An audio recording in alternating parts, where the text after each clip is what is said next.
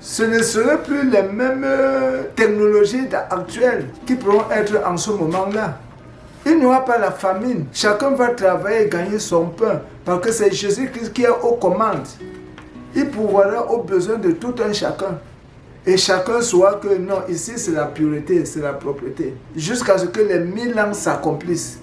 Alors, une fois que les 1000 ans seront accomplis, le diable sera relâché de sa prison. Et il viendra séduire encore les hommes sur terre.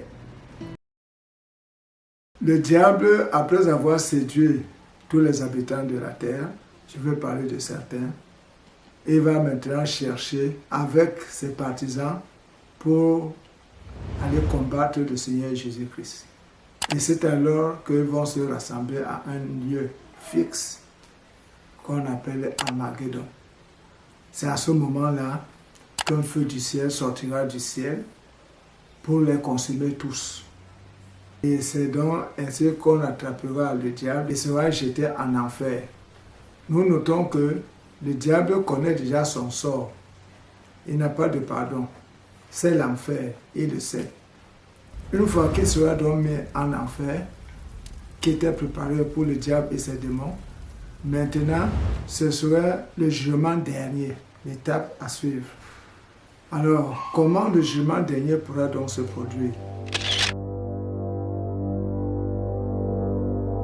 Ceux qui n'ont pas cru, les morts de l'Ancien Testament, les morts de la dispensation de l'Église, les morts de la grande tribulation, qui était le règne du diable, et tous les morts du règne de 1000 ans, les croyants comme incroyants, pourront être ressuscités.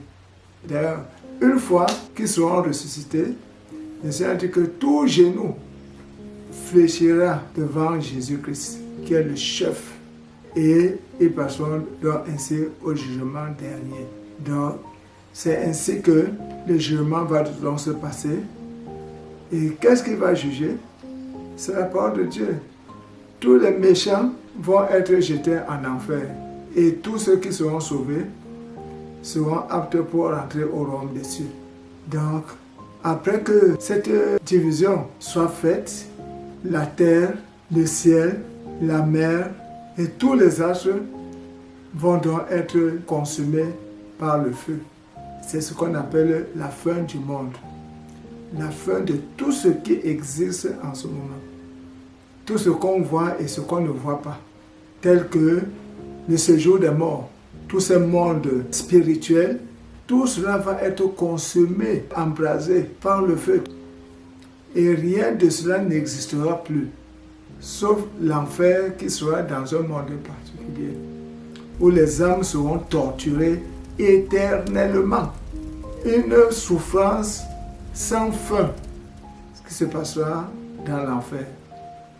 Et ceux qui auront la grâce d'entrer au royaume de Dieu, une joie sans fin, au point où le Seigneur nous dit que les choses qui sont au royaume des cieux ne sont même pas encore passées à l'imagination de l'homme sur terre. On peut dire par exemple que l'Amérique, c'est le paradis sur terre. Mais rien de pareil. Des choses merveilleuses qui sont au ciel. Rien n'est entré dans la pensée de l'être humain. Une joie terrible. Il n'y aura pas de soleil là-bas. Il n'y a pas le jour ni la nuit. Jésus-Christ sera la lumière de tout le monde. On va se poser là, ça va se passer comment? Mais on se fonde sur la parole de Dieu, qui dit que ce serait beau. La joie sera énorme. La paix alors sera énorme. L'adoration serait là. Tout ce qu'on aura à faire, ce n'est que d'adorer le Seigneur. Et c'est ainsi que ceux qui ont eu des couronnes, chaque fois pour adorer le Seigneur, déposeront leur couronne aux pieds du Seigneur Jésus-Christ. Et ce sera une joie éternelle. Telle est donc la dispensation du royaume de Dieu. Telle est la dispensation de l'enfer. Nous rappelons que pendant le règne de 1000 ans, c'est également le règne du Seigneur Jésus-Christ, où il n'y aura pas de mal. Mais les cœurs ne seront pas tout entiers à Jésus-Christ. Et c'est pourquoi ces cœurs-là pourront se retourner contre Jésus et pour aller en guerre contre lui. Si j'ai bien compris, comme beaucoup de gens pensent que quand tu meurs, tu pars en enfer directement. Donc l'enfer n'existe pas encore actuellement. Quand quelqu'un meurt, il va plutôt au séjour des morts. Exactement. Et quelqu'un qui a cru, quand il meurt, il part au séjour des vivants. Et ces deux mondes-là, ils peuvent même se voir. Si je... Bon, ok, c'est très bien pour avoir posé cette question s'agissant du séjour des morts. Tous ceux qui meurent vont au séjour des morts, méchants comme justes. Ils vont au séjour des morts. Mais le séjour des morts a deux compartiments. Il y a un compartiment qui est le lieu de tourment. Et un autre compartiment qui est le lieu de jouissance, si je peux ainsi dire, où Abraham est là jusqu'aujourd'hui. Donc, les morts en Christ, l'ange les transporte directement vers le séjour des morts, qui est le lieu de jouissance. Alors que ceux qui n'ont pas cru au Seigneur Jésus-Christ, c'est les démons qui les transportent directement au lieu de tourment. Mais qui n'est pas encore l'enfer, c'est un lieu de tourment. Donc ils souffrent là-bas. Ils souffrent là-bas.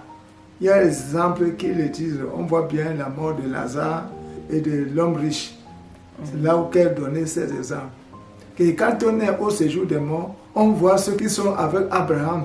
Ceux qui sont dans la réjouissance voient également les autres. Et ce qui est curieux, c'est qu'on se connaît tous. Ceux qui sont au séjour des morts connaissent bien leur famille. Tout. Et ce qui s'ajoute encore, c'est qu'au grand jugement, tous ceux qui sont partis au lieu de tourment, ils seront ressuscités et partiront davantage en enfer.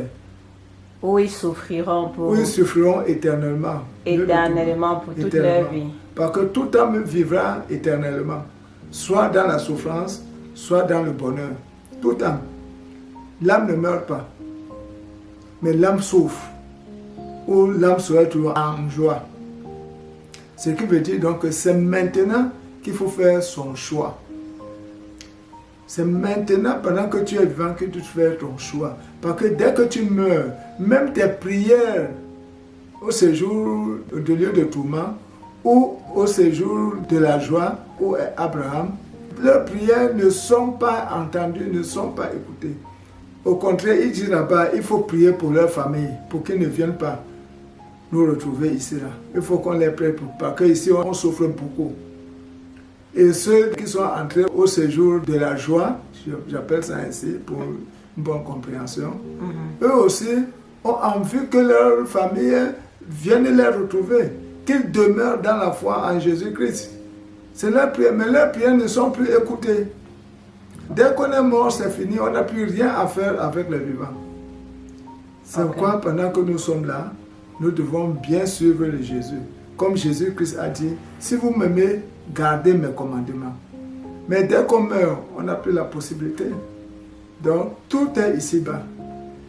Tu dis quoi à tous ceux qui disent que « Oh, moi je veux bien vivre aujourd'hui, je veux chercher mon argent aujourd'hui, je veux être riche aujourd'hui. Bref, je veux avoir une belle vie sur terre et quand je vais mourir, on verra ou bien je vais aller au paradis. Je ne sais pas ce quoi ils comptent, mais qu'est-ce que tu leur dis? Quel message tu as? Non, c'est légitime. La belle vie, c'est légitime. Les croyants doivent aussi jouir d'une bonne vie. Mais ils doivent travailler selon les règles, selon les normes. Les incroyants, également, c'est légitime. Ils veulent bien vivre. Mais le problème pour les croyants, c'est qu'ils sortent, ils veulent brûler les étapes. Ils veulent bien vivre en volant. Ils veulent bien vivre en trichant. Ils veulent bien vivre en commettant adultère ou fornication. C'est là le problème. Chacun veut vivre, mais à sa manière. Mais les croyants veulent bien vivre selon la grâce du Seigneur. C'est pourquoi ils supplient le Seigneur chaque fois de les garder, de les protéger, de les guérir. Or, les autres, ils veulent bien vivre, ce qui est une bonne chose, mais avec quelle méthode? Avec quel moyen? Avec quel moyen? L'injustice, les faussetés, la tromperie, l'adultère, l'idolâtrie. Parce que beaucoup vont voir les voyances pour demander le sort de l'avenir. On voit même les horoscopes. D'autres ne sortent même pas un jour parce que l'horoscope a dit que ne sortez pas à tel jour. Non. Or, les enfants de Dieu, ils remettent leur sort entre les mains du Seigneur. Ils travaillent selon l'éthique que le Seigneur a demandé. Mais pour nous, les croyants, à la suite de ce que j'ai dit, il n'y a pas de belle vie sans Jésus. Parce que les autres, tu peux avoir une belle vie. Mais si tu la vis vraiment en tuant les gens, en assassinant, comment peux-tu vivre sans avoir la paix? Comment peux-tu bien vivre si tu n'arrives pas à dormir? Parce que toutes les mauvaises actions te reviennent. Tu ne dors pas tranquillement.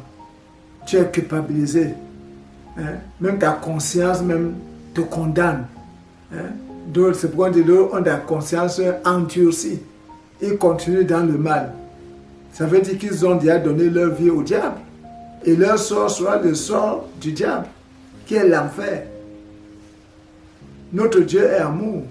Et il voudrait qu'on vive dans l'amour, dans la paix, en suivant son éthique.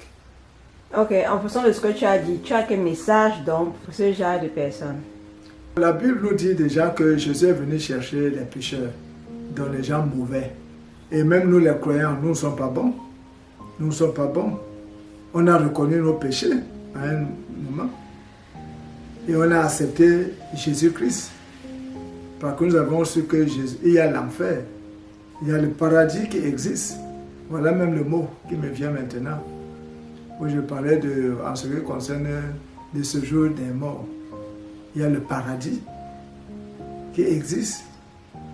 Et il y a le lieu de tourment qui existe. Ayant pris cette connaissance, ayant reçu cet enseignement, on s'est repenti de nos péchés. Donc pour ceux-là qui vivent encore dans les ténèbres, on leur demande juste la repentance. De reconnaître qu'ils se sont mal conduits.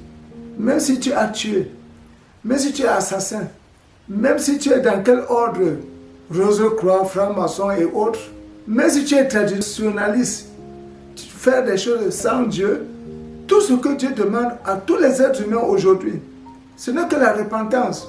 Reconnais que tu t'es mal comporté et accepte Jésus-Christ comme ton Seigneur et Sauveur personnel. Et sois sincère dans ce choix. C'est ainsi donc que tu as l'occasion d'entrer avec Jésus-Christ au paradis et après au royaume des cieux. Donc c'est tout.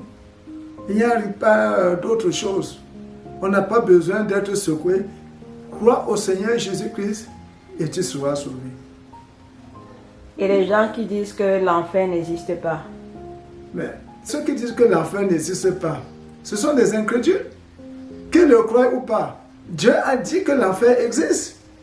Il ne te demande pas de croire, mais il te demande de faire un choix. Il y a la mort et la vie, il te dit choisis la vie. Mais si tu acceptes d'être incrédule, mais tu iras en enfer. Pour mieux vivre et être en paix dans notre monde, il faut respecter les lois qui ont été érigées. Il faut respecter la constitution. Que chaque pays, habitant dans un pays, doit respecter la constitution de son pays. Et dans cette constitution, il y a différentes autres lois qu'il faut mettre. Même dans nos familles, il y a des lois. Une famille sans loi est perdue, est vouée à l'échec. Il faut mettre des règlements, ce qu'il faut faire et ce qu'il ne faut pas faire, qui sont conformément à l'éthique du Seigneur. Et ceux qui ne le font pas, mais ils seront frappés. Ce n'est pas bon d'être incrédule. Dans la mesure où le Seigneur nous a mis dans son monde et il a pris sa parole. La Bible est la parole de Dieu. Toutes les lois, le code civil est calqué dans les 10 commandements. Donc ceux qui ne veulent pas, et nul n'est censé ignorer la loi. Ça s'applique également avec le Seigneur Jésus-Christ. À Noël, c'est tout le monde qui parle de Jésus. Personne ne dira pas qu'il n'a pas entendu la parole de Dieu. Personne ne dira pas qu'il a eu l'appel de Dieu. Même les faux apôtres, les faux chrétiens, eux tous professent le nom du Seigneur Jésus-Christ. L'appel, beaucoup sont appelés, mais peu sont élus.